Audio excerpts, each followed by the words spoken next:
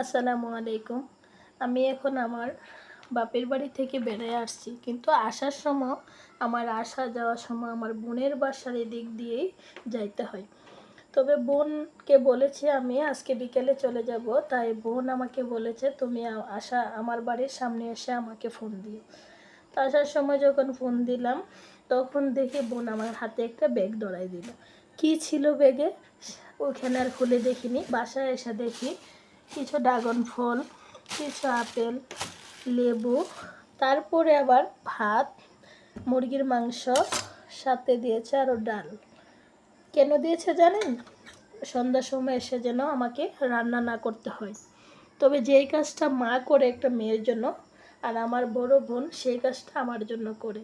তবে আপনাদের কার কার বোন আপনাদেরকে এমন ভালোবাসে ও আদর যত্ন করে অবশ্যই কমেন্ট বক্সে জানাবেন। আর আমার ভিডিওটা যদি ভালো লাগে আমার চ্যানেলটাকে সাবস্ক্রাইব করবেন। আল্লাহ হাফেজ।